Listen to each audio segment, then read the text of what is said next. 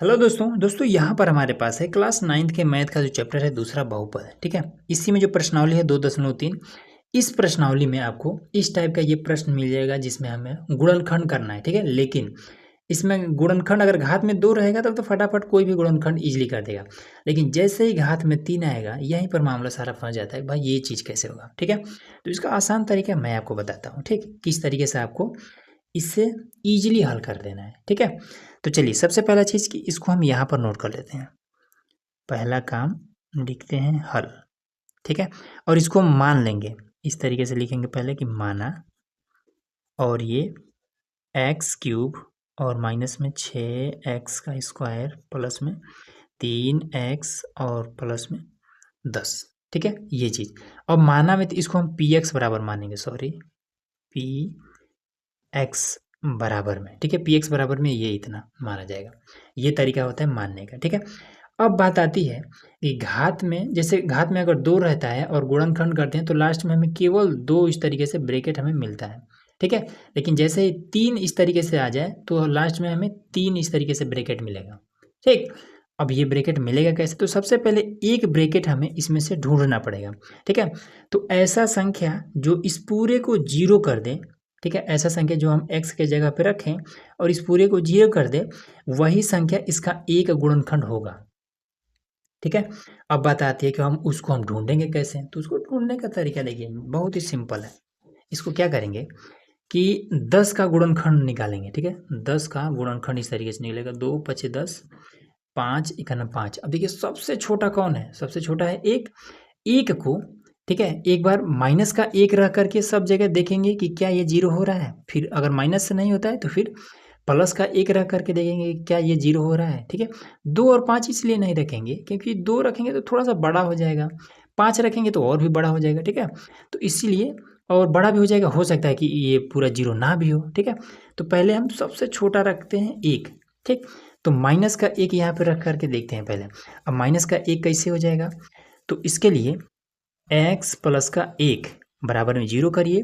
अब x बराबर में ये हो जाएगा माइनस का 1, ऐसे निकलेगा। ठीक है ना, x प्लस 1 ये वाला। तो देखिए इसकी वजह से ये माइनस का 1 निकला है। अब यहाँ पर देखिए, यहाँ पर रखिए, तो माइनस का 1 का क्यूब कर दीजिए, फिर माइनस में 6 गुणे, यहाँ पर भी माइनस 1 का क्यूब कर दीजिए, फिर यहाँ पर भी प्लस में 3 गुणे माइनस का 1, फिर ये प्लस का 10। ठीक है, इस तरीके से चेक कर रहे हैं अभी। ठीक है, ये काम आपको रफ में कहीं पर साइड में करना है। अब देखिए माइनस का 1 है ना, तो इसको अगर हम 3 बार लिखेंगे तो कैसे हो जाएगा? माइनस का 1 गुणे माइनस का 1 गुणे माइनस का 1। ये माइनस माइनस खत्म, फिर एक माइनस आ गया, और 1 गुणे 1 आपका 1 रह जाएगा। ये माइनस से माइनस खत्म, लेकिन ये वाला माइनस फिर से रह जा रहा है, तो माइनस का 1 ही रहेगा। तो ये माइनस का 1 रहेगा, और यहाँ पर तो 2 रहेगा ना, हाँ 2 रहेगा। तो 2 है, तो देखिए अब इसको हटा दें तो माइनस से माइनस खत्म हो जाएगा, 1 गुणे 1 आपका 1 ही रह जाएगा, तो यहाँ पर 1 ही रह जाएगा। तो 1 गुणे 6, अब ये वाला माइनस, तो 6 हो जाएगा। फिर यहाँ पर इसका गुणा इसके साथ, तो माइनस का ये 3, फिर ये प्लस का 10। ठीक, अब ये देखिए, तो माइनस का 6 और माइनस का 3, माइनस का 9 और माइनस का 1, माइनस का 10, और ये प्लस का 10। ठीक, तो कौन इसको 0 किया है? तो x प्लस 1 का जब मान हमने -1 जब हमने इसमें रखा है इसमें, तो ये क्या करता है? पूरा 0 कर दिया है। अब 0 कर दिया है तो मतलब इसका ये है, ये जो x प्लस 1 है इसका एक गुणनखंड है। अब इस चीज़ को आप जब सफ में लिखेंगे या फिर एग्जाम में लिखेंगे तो कैसे लिखेंगे? देखिए पहले यहाँ पे लिखेंगे x प्लस का 1 बराबर में 0। ठीक है, अब x बराबर में इस 1 को इधर भेजेंगे तो माइनस का 1 हो जाएगा, और इस तरीके से कर दीजिएगा। ठीक है, अब इसको उतारते हैं तो लिखिएगा p, और x के जगह पे -1 रखिएगा, फिर बराबर, फिर यहाँ पर भी -1 की घात में 3, फिर माइनस में 6 गुणे, यहाँ पर भी -1 की घात में 2, फिर प्लस में 3 गुणे और -1, फिर प्लस का 10। ठीक है, अब इसमें देखिए, तो यहाँ पर -1 ही रहेगा, माइनस का 1 ही रहेगा, अभी बताया है हमने। फिर यहाँ पर ये घात में 2 है इसलिए माइनस खत्म हो जाएगा, 1 गुणे माइनस का 6, तो माइनस का ये 6 रह जाएगा। फिर यहाँ पर -1 गुणे 3, माइनस का 3 हो जाएगा, और प्लस में 10। तो ये तीनों जोड़ देंगे तो ये हो जाएगा 10, वो भी माइनस का, फिर ये वाला प्लस का 10, ये पूरा हो जाएगा 0। तो P और ये माइनस का 1, इस तरीके से ये 0 हो गया। ठीक है, अब यहाँ पर बता देंगे कि ये जो x+1 है इस px का या फिर इसका, ठीक है, दोनों बराबर में है, तो इसका कहिए या फिर इस पूरे का कहिए। ठीक है, ये एक गुणनखंड है क्योंकि इसको 0 कर दे रहा है। तो यहाँ लिखेंगे कि यहाँ ये जो x+1 है, ठीक है, यहाँ x+1 px, ठीक है, px लिखिए या फिर ये पूरा लिखिए, ठीक है, का एक गुणनखंड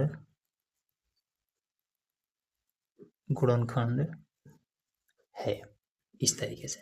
ठीक है ना, अब ये वाला एक गुणनखंड मिल गया और हमें अब 2 और गुणनखंड चाहिए। ठीक है, घात में 3 है ना, तो और हमें 2 गुणनखंड चाहिए। तो अब क्या करेंगे कि x+1 से इसमें हम भाग कर देंगे। ठीक है, अब भाग का बहुत ही आसान तरीका है, हम आपको बता देंगे, इजीली कर लेंगे आप लोग। ठीक है, x+1, अब भाग किस में करना है, यहाँ नोट कर देंगे, x³ माइनस में 6x² प्लस में 3x और प्लस में 10, इसमें करना है। ठीक है, अलग से हमने नहीं लिखा है, बस यही वाला हमने छाप दिया है यहाँ पर। ठीक है, चलिए, अब भाग का नियम क्या है? भाग का सिंपल यही नियम है कि सपोज करिए कि ये वाला x+1 ये आपके पास है और ये किसी और के पास है। ठीक है, अब आपको भी इसी के बराबर होना है। तो बराबर होने के लिए पहला काम क्या करना पड़ेगा, जिस चीज़ की कमी है वो आप कहीं ना कहीं से इंतजाम करिए। ठीक है, तो चलिए इंतजाम करते हैं।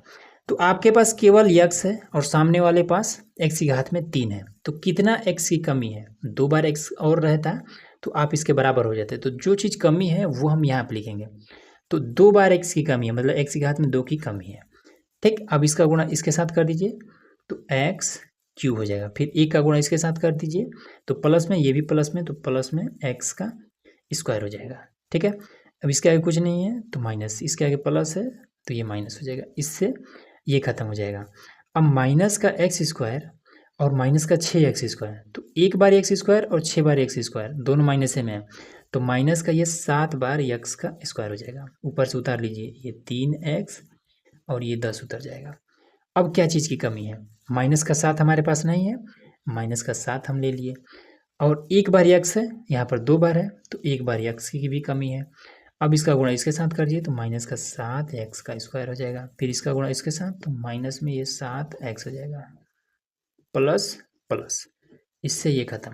अब देखिए, प्लस का ये 7x और प्लस का 3x हो जाएगा 10x प्लस में 10। अब 10 की कमी है तो प्लस में 10, अब x का गुणा इसके साथ तो ये हो जाएगा 10x, फिर 1 का गुणा इसके साथ प्लस में ये 10, ये माइनस माइनस खत्म हो जाएगा ये पूरा।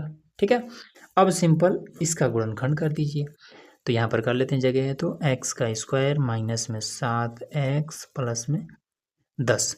अब 10 को कुछ ऐसा तोड़ना है, जोड़े तो 7 आए, गुणा करें तो 10 आ जाए, तो 5 दूना 10, जोड़े तो 7 आ जाएगा, अब हम गुणा करेंगे 10 आ जाएगा। x² माइनस में ये 5x और प्लस में 2x और प्लस में 10, x² माइनस में ये 5x माइनस में 2x प्लस में 10, x को कॉमन कर लेते हैं, x को कॉमन कर लेते हैं तो x माइनस का ये 5 माइनस का 2 कॉमन, x और ब्रैकेट्स पहले माइनस है तो ये वाला अंदर आएगा तो माइनस हो जाएगा, इस तरीके से ये और एक साथ x माइनस का 2 और x माइनस का ये 5। ठीक है, इस तरीके से। अब देखिए 1 और 2 और ये तीसरा कहाँ गया गुणनखंड, ये वाला x+1, x प्लस का 1, यही तीनों हो जाएंगे गुणनखंड और यही आपका सिंपल सा आंसर है। ठीक है ना, इस तरीके से आपको करना है। तो उम्मीद है कि आपको ये चीज़ इजीली समझ में आ गया है। ठीक है ना, अब ये प्रश्न जब भी आएगा आपसे 6 नंबर के लिए पूछेगा तो इसको बढ़िया से देख लीजिएगा। ठीक है, तो चलिए मिलते हैं नेक्स्ट वीडियो में। तो और भी हम बहुत सारा प्रश्न लाने वाले हैं, तो उसके लिए चैनल को सब्सक्राइब करके रखिएगा।